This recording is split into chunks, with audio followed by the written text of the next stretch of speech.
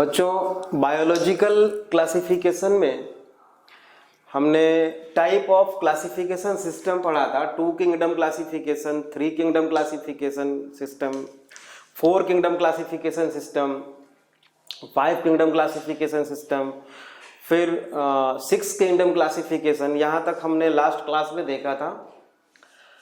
आज हम biological classification में आगे का जो टॉपिक है वो है मोनेरा, बट उसके पहले आपका जो 3rd चैप्टर है प्लांट किंगडम, उसमें टाइप ऑफ क्लासिफिकेशन का एक छोटा सा पोर्शन है जो प्लांट किंगडम का पार्ट है, बट हम उसको आज यहीं पे फिनिश करेंगे। उसका रीजन ये है कि वो क्लासिफिकेशन से रिलेटेड है, इसलिए उसको हम सोच रहे हैं बायोलॉजिकल क्लासिफिकेशन में ही यहीं पे हम लोग पढ़ लें तो अच्छा रहेगा। दूसरी चीज ये है कि वो ये जो अब मैं बताने जा रहा हूँ only related to plant classification है ना, प्लांट्स के क्लासिफिकेशन में वो मेनली हेल्प करता है। तो टाइप ऑफ क्लासिफिकेशन थोड़ा सा जो प्लांट किंगडम का पोर्शन है उसको आज हम इसी में देख ले रहे हैं। Type of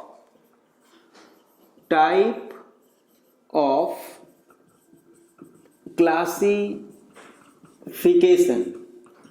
type of classification system तो हम लोग पढ़ चुके हैं, बट यहाँ पे टाइप ऑफ क्लासिफिकेशन, इसमें पहला आता है बेटा रेशनल क्लासिफिकेशन।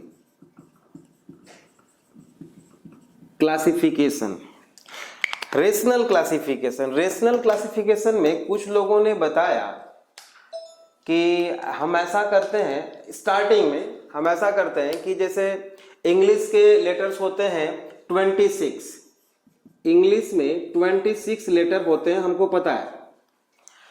तो इनका जो अल्फाबेट होता है A B C D, तो A से जितने भी प्लांट्स हैं, A से जो जिनका नाम A से स्टार्ट होता है उसको A ग्रुप में रखें, जो B से स्टार्ट होता है उसको B ग्रुप में रखें, जो S से स्टार्ट होता है उसको S ग्रुप में रखें। फॉर एग्जाम्पल हम अगर देखना चाहें तो जैसे हम नाम लिखते हैं पाइसम सटीवम, तो इसको हमने रख दिया बेटा S ग्रुप में, ठीक है, S ग्रुप। मान लो सोलेनम नाइग्रम है, इसको हम रखेंगे S ग्रुप में। सॉरी, ये पाइसम है ना, ये पाइसम, तो ये P ग्रुप में होगा, P ग्रुप, S ग्रुप, ऐसे ही जितने भी नाम है। अब दूसरा प्लांट जो होगा जिसका कि नाम P से स्टार्ट होगा उसको इसी ग्रुप में रखेंगे। तो आप क्या समझते हो इसका ड्रॉबैक क्या है?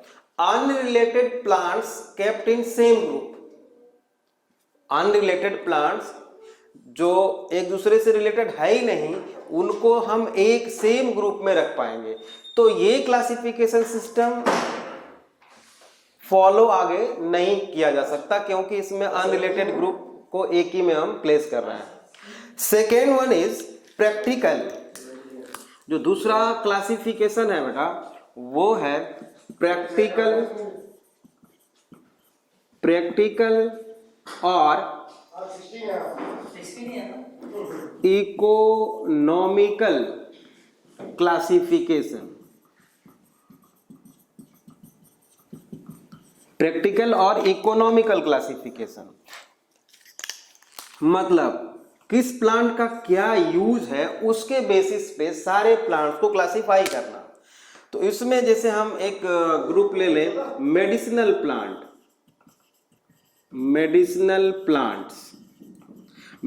प्लांट्स में हमने फॉर एग्जांपल टर्मरिक ले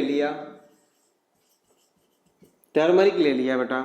दूसरा हम ग्रुप ले रहे हैं जैसे कि मान लो स्पाइसेस, तो स्पाइसेस में भी टर्मरिक आ जाएगा,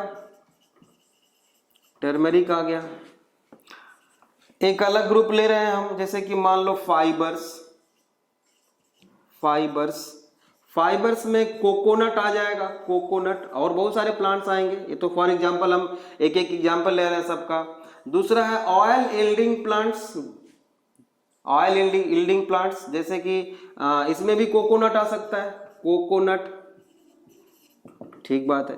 अब आप देखो यहाँ पे हमने मेडिसिनल ग्रुप बनाया और एक स्पाइसेस बनाया। मेडिसिनल ग्रुप में भी टर्मरिक आ जाएगा और स्पाइसेस में भी आ जाएगा। तो एक ही plant more than one group में से बिलोंग करता है। तो ये भी क्लासिफिकेशन जो था, type of classification on the basis of practical और इकोनॉमिकल, फेल हो गया, ठीक बात है। थर्ड आया बेटा artificial system of classification. Artificial जो थर्ड आया बेटा वो आया आर्टिफिशियल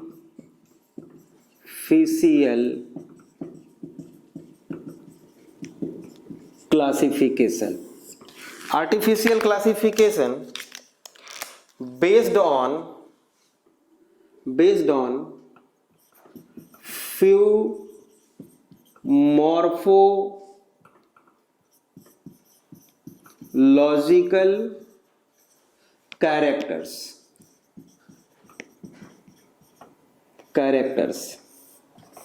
ये आपको याद रखना है। Artificial classification based on few morphological characters.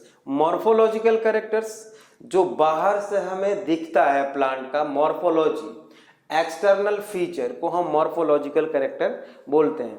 तो उसके बेसिस पे बहुत सारे लोगों ने प्लांट्स को क्लासिफाई करने की कोशिश की थी, जैसे थियोफ्रेस्टस, जिसको कि हम फादर ऑफ बॉटनी भी बोलते हैं। उन्होंने क्या किया, for example according to Theophrastus,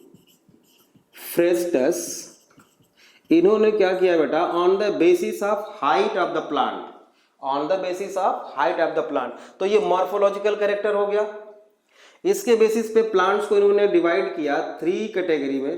पहला था हर्ब्स, दूसरा सर्ब्स और तीसरा ट्रीज। ये 3 ग्रुप हो गए प्लांट्स के। तो ये भी कोई ऑथेंटिक ग्रुप बेसिस नहीं है। अब सारे हर्ब्स में भी बहुत सारे ऐसे होंगे जो मेडिसिनल प्लांट्स उसमें होंगे, बहुत सारे ऐसे होंगे आप जानते हो, जैसे कैरेट है, रेडिश है, इसको हम एज ए सैलेड यूज करते हैं। तो unrelated groups are kept in same, unrelated plants are kept in same group. तो ये भी फेल हो गया। अच्छा, इस आर्टिफिशियल क्लासिफिकेशन में भी जो लीनियस थे उन्होंने भी अपना on the basis of morphological character में reproductive character of the plant, उसके बेसिस पे प्लांट्स को क्लासिफाई करने की कोशिश की थी, जो 2 साल कंटिन्यू नेट में पहले आ चुका है क्वेश्चन आर्टिफिशियल क्लासिफिकेशन से। तो उसको भी हम यहाँ पे जरूर पढ़ेंगे। फॉर एग्जाम्पल दूसरा है ये, सेकेंड एग्जाम्पल हम इसको लिख सकते हैं, according to Linnaeus, Carolus Linnaeus, इन्होंने सेक्सुअल कैरेक्टर्स को कंसीडर किया, और वो भी मॉर्फोलॉजिकल, मतलब बाहर से जो दिखता है फ्लावर में। Sexual part of the plant, flower होता है, और फ्लावर में आप जानते हो बाहर क्या होता है फ्लावर का पार्ट, कैलिक्स, उसके बाद करोला, उसके बाद एंड्रोसियम, उसके बाद गाइनोसियम। तो on the basis of number of stamen, on the basis of number of stamen के बेसिस पे प्लांट्स को क्लासिफाई किया। अगर मान लो बेटा कि अगर किसी फ्लावर में केवल एक ही एंथर हो, मतलब एक ही स्टेमेन हो, तो उसका नाम उन्होंने दिया मोनेंड्रिया।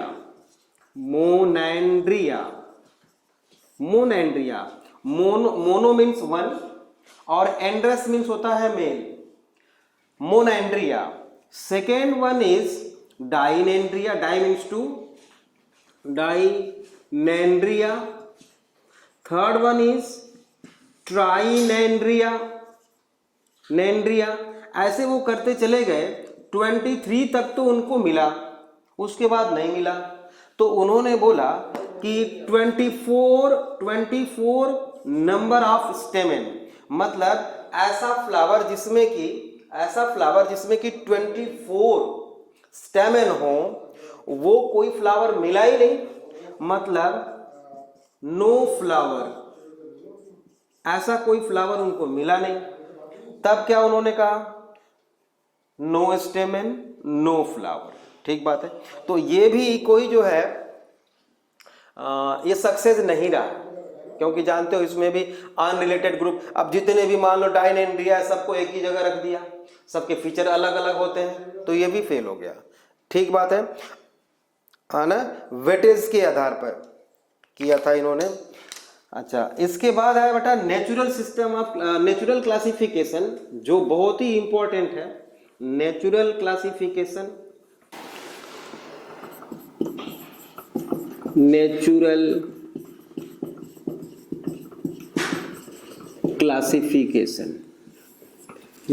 Classification given by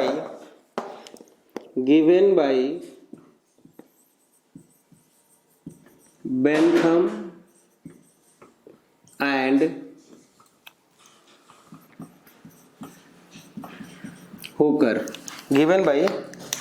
and Hooker, बेटा इन दोनों लोगों ने एक बुक लिखा था, बहुत ही इंपॉर्टेंट है ये बुक, जेनेरा प्लांटेरम में उन्होंने नेचुरल क्लासिफिकेशन के बारे में बेंथम एंड हुकर ने अच्छी तरह एक्सप्लेन किया। ठीक है, अकॉर्डिंग टू दिस, पहला पॉइंट जो है वो ये है कि इन्होंने भी कंसिडर किया था ओवरऑल मॉर्फोलॉजिकल कैरेक्टर्स। एक तो पॉइंट पहला ये हो गया, मतलब इन्होंने भी मॉर्फोलॉजिकल कैरेक्टर को कंसीडर किया था, लेकिन आगे इन्होंने एनाटॉमी भी कंसीडर किया था। एनाटॉमी मीन्स इंटरनल स्ट्रक्चर हो गया प्लांट्स का, जो जैसे कि हम जाइलम फ्लोएम का कंडीशन देख सकते हैं, टाइप ऑफ टिश्यू देख सकते हैं, तो ये एनाटॉमी के बाद उन्होंने कंसिडर किया बेटा एम्ब्रियोलॉजी ऑल्सो। एम्ब्रियोलॉजी मतलब डेवलपमेंटल बेसिस, कैसे किस प्लांट का डेवलपमेंट होता है। फिजियोलॉजिकल कैरेक्टर्स,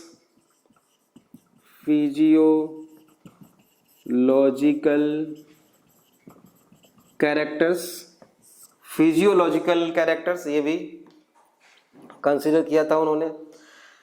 उसके बाद एक चीज और किया था, अल्ट्रा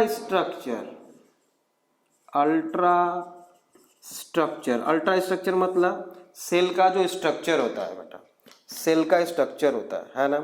बट ये भी नेचुरल क्लासिफिकेशन भी सक्सेस नहीं रहा, क्योंकि इसमें एक चीज कंसीडर नहीं की गई है जो आप खुद ही बता सकते हो, चाहो तो बता सकते हो आप।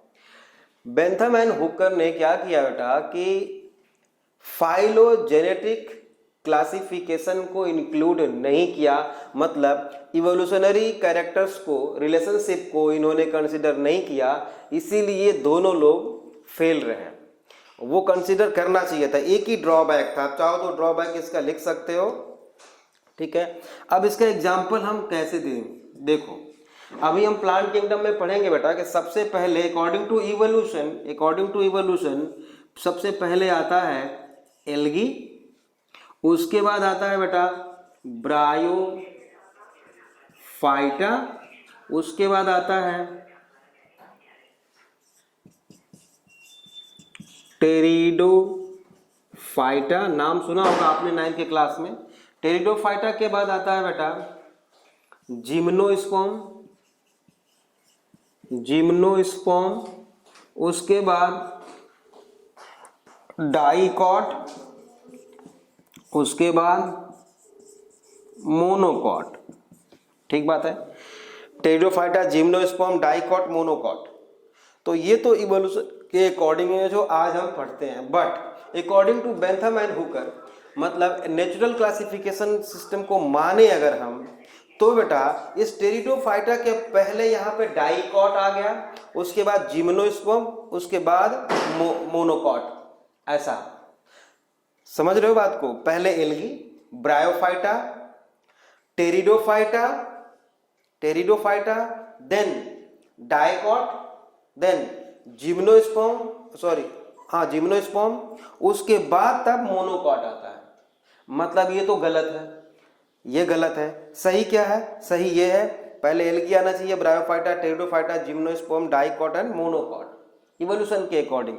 इसको माने तो डाइकॉट जो जिम्नोस्पर्म के पहले आ जाएगा, जो गलत है, तो ये भी बेटा फेल हो गया। उसके बाद आ गया बेटा phylogenetic classification.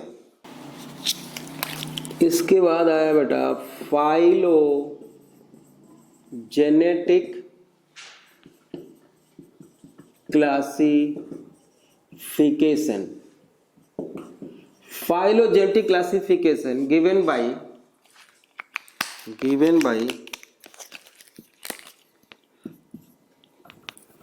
Engler and Prandtl। नाम बहुत इंपॉर्टेंट है, ये आपको अच्छी तरह से याद रखना है। इन 1887, ये ईयर याद न रहे तो भी चलेगा, नाम तो आपको याद ही रखना है, इंगलर एंड प्रांटल। तो फाइलोजेनेटिक क्लासिफिकेशन को हम पहले ही पढ़ चुके हैं कि कैसे हमने बताया था कि ब्लू ग्रीन एल्गी जो हमने मान लिया कि 50 के बिफोर आई थी, उसके बाद बीजीए आज भी पाया जाता है, बहुत पहले भी पाया जाता था, और उसी से कैसे फोटोसिंथेटिक एल्गी का डेवलपमेंट हुआ। तो इवोल्यूशनरी रिलेशनशिप को हमने टैली किया था कि कैसे कौन सा ऑर्गेनिज्म पहले आया, कौन सा बाद में आया, हम उसके सेल की स्टडी करके हम बता सकते हैं। तो फाइलोजेनेटिक के बारे में हम पहले ही बहुत पढ़ चुके हैं, इवोल्यूशनरी रिलेशनशिप आपको पता है। तो फाइलोजेनेटिक क्लासिफिकेशन मुझे लगता है आपको समझ में आ गया होगा। नेक्स्ट आया बेटा न्यूमेरिकल टेक्सोनॉमी, मतलब आप टाइप ऑफ टेक्सोनॉमी में आप लिख सकते हो। टाइप ऑफ टेक्सोनॉमी में पहला है बेटा न्यूमेरिकल टेक्सोनॉमी।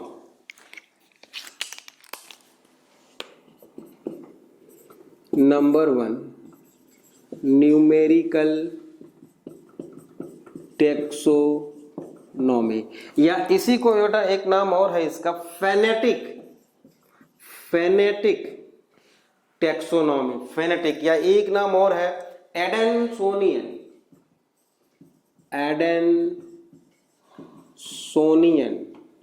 क्लासिफिकेशन और टेक्सोनॉमी, ये सारे नाम एक ही हैं।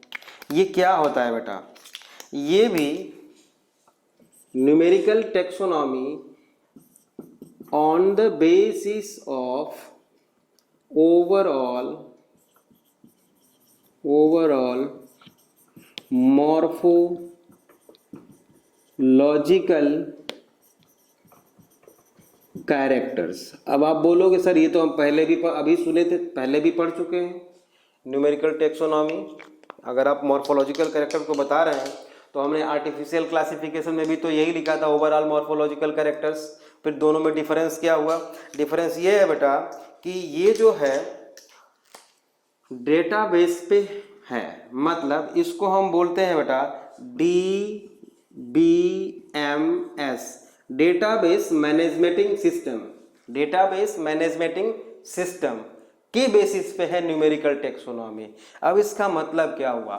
फॉर एग्जाम्पल हम एक ले लेते हैं, एक लीफ लेते हैं बेटा, ये है लीफ, एक दूसरी लीफ ऐसे में बना देता हूं, ऐसा, ठीक है। तीसरी लीफ एक और ऐसे में बना देता हूं,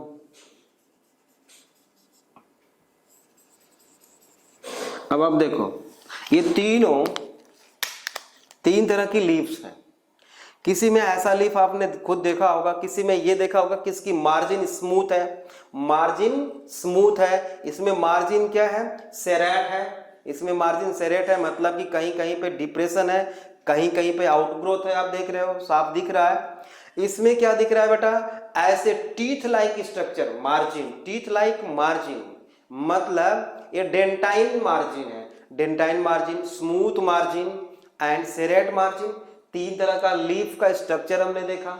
अच्छा, अब हमने क्या किया बेटा कि इसके लिए एक कोड दे दिया, ऐसे कि लीफ है ये तो हमने एल लिख दिया, ठीक बात है, और ये क्या है, हमने सेरेट बोला तो एस लिख दिया, एल एस, मतलब एल शो कर रहा है किसको, लीफ को, एस मतलब सेरेट, ठीक बात है, और इसका हमने कोड दे दिया एल एस, क्योंकि स्मूथ है तो यहां पे S1 कर दिया और यहां पे S2 कर दिया, कोड दे दिया एक हमने, और इसको दे दिया कोड बेटा जो डेंटाइन है LD, ठीक बात है। तो कहीं पे LS1, LS2 या LD लिखा हो अगर तो हमें समझ में आ जाएगा कि उसके लीफ का स्ट्रक्चर कैसा होगा, और इसको हम किसी भी सॉफ्टवेयर में इसको हमने लिख दिया LD, और LD के आगे हमने लिख दिया कि डेंटाइन मार्जिन, LS2 के आगे लिख दिया हमने स्मूथ मार्जिन, LS1 के आगे लिख दिया हमने सेरेट मार्जिन, तो हमें पता लग जाएगा।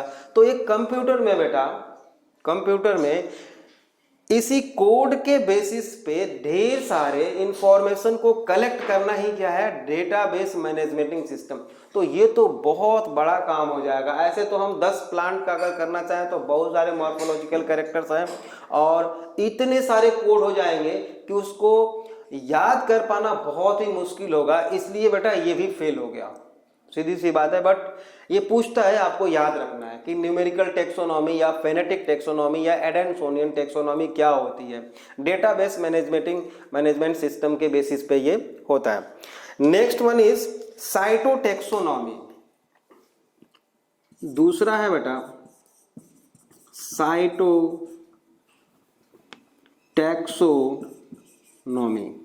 साइटोटेक्सोनॉमी, साइटो वर्ड से हमें समझ में आता है बेटा सेल से रिलेटेड बात हो रही है, साइटो मीन्स सेल से रिलेटेड बात हो रही है। तो साइटोटेक्सोनॉमी क्या होता है बेटा, सेल का structure on the basis of structure of cell, इसमें हम लिख दें cell structure, cell structure. Next point इसमें हम लिखेंगे बेटा क्रोमोसोम नंबर, क्रोमोसोम नंबर। ये तो आप जानते हो कि हर स्पीसीज में फिक्स नंबर ऑफ क्रोमोसोम होता है और वो स्पीसीज की स्पेशलिटी होती है कि किसी पर्टिकुलर स्पीसीज में कितने क्रोमोसोम पाए जाते हैं। तो सेल का स्ट्रक्चर में आप जानते हो अच्छी तरह से 9th में पढ़े हो कि सेल ऑर्गेनेल्स पाए जाते हैं और उसमें नंबर ऑफ क्लोरोप्लास्ट कितने हैं, या क्लोरोप्लास्ट के अंदर बेटा क्लोरोफिल मतलब फोटोसिंथेटिक पिगमेंट कैसे हैं। तो ये हो गया सेल स्ट्रक्चर, क्रोमोसोम नंबर, ठीक बात है।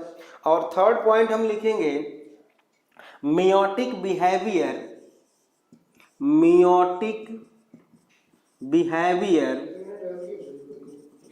Of chromosomes. क्रोमोसोम मतलब मियोसिस के टाइम पे क्रोमोसोम का बिहेवियर क्या है उसकी स्टडी के बेसिस पे को हम बोलते हैं साइटोटेक्सोनॉमी। आपको समझ में आ रहा होगा सर ये साइटोटेक्सोनॉमी कहाँ हेल्प करता है, कैसे हेल्प करता है और इसका यूज क्या है बेटा। तो जब हम क्लासिफिकेशन शुरू करते हैं बेटा तो हमें समझ में आता है कि ये दो स्पीसीज है हमारे सामने जो इसके 99% कैरेक्टर्स तो सेम दिखते हैं या बाहर से वैसे भी सेम दिख रहा है 100% मान लो, तो कुछ डिफरेंस भी है क्या इसमें। तो इसको हम अप्लाई करते हैं और हमको पता चल जाता है बेटा कि ये जो दो हमारे सामने स्पीसीज हैं इनको सेम ग्रुप में रखा जाए या सेपरेट ग्रुप में रखा जाए। तो ये जो सिस्टम है टेक्सोनॉमी है ये क्लासिफिकेशन में बहुत ही हेल्पफुल है। साइटोटेक्सोनॉमी हमको क्लासिफिकेशन में हेल्प करती है, ठीक बात है। मुझे लगता है समझ में आ गया होगा। अब आता है बेटा chemotaxonomy. Third one is chemotaxonomy, third one is chemotaxonomy. Chemo means chemicals, taxonomy, और कौन से केमिकल्स जो सेल के अंदर पाए जाते हैं वो केमिकल्स। तो इसमें बेटा केमोटेक्सोनॉमी में है क्या चीज, analysis of all the molecules, आप चाहो तो लिख सकते हो, लिखो analysis of all the molecules present in the cell or organisms present in the cells or organisms gives a better way of classification, gives a better way of classification। और वो कौन कौन से केमिकल हो सकते हैं बेटा, कौन कौन से हो सकते हैं? आप जानते हो प्रोटीन कैसे बनती है, उसका यूनिट क्या है बेटा, अमीनो एसिड है, अमीनो एसिड। इसका पॉलीमर जो होता है वो प्रोटीन होती है, amino acid, DNA, deoxyribonucleic acid, glucose, ये क्या है बेटा, कार्बोहाइड्रेट। ये हम बायोमोलिक्यूल में अच्छी तरह से पढ़ेंगे और अच्छी तरह से पढ़ेंगे। और क्या हो सकता है, फैट या लिपिड बोल सकते हैं हम, ठीक है ना। तो इसकी स्टडी करना, हीमोग्लोबिन भी लिख सकते हैं हम, HB इसका स्ट्रक्चर, ठीक है। ये सारे मॉलिक्यूल्स हैं जिनकी स्टडी करके हम जो क्लासिफिकेशन में हमारे प्रॉब्लम आएगी उसको हम दूर कर सकते हैं, उसको हम बोलते हैं केमोटेक्सोनॉमी। फॉर एग्जाम्पल अगर हम बात करें चिंपैंजी एंड गोरिल्ला की बेटा, तो इन दोनों का, चिंपैंजी और गोरिल्ला का जो हीमोग्लोबिन होता है वो 99% सेम होता है, केवल 1% डिफरेंट है चिंपैंजी और गोरिल्ला का। तो हम ये बोल सकते हैं बेटा कि ये दोनों एक दूसरे के बहुत ही नियरेस्ट हैं और इन दोनों का जो एंसिस्टर होगा वो कॉमन होगा, ठीक है। तो ये इसको बोलते हैं केमोटेक्सोनॉमी। केमोटेक्सोनॉमी और साइटोटेक्सोनॉमी, इन दोनों में डिफरेंस आपको बहुत अच्छी तरह से आना चाहिए, ठीक है। तो ये हमने आज टाइप ऑफ क्लासिफिकेशन यहाँ पे फिनिश किया बेटा। अब हम नेक्स्ट क्लास में पढ़ेंगे मोनेरा, सीधे स्टार्ट करेंगे, सारे किंगडम्स 1 बाय 1 करके हमको पढ़ने हैं, मोनेरा, प्रोटिस्टा, फंगी, प्लांटियन, एनिमेलिया। तो नेक्स्ट क्लास में हम मोनेरा पढ़ेंगे बेटा।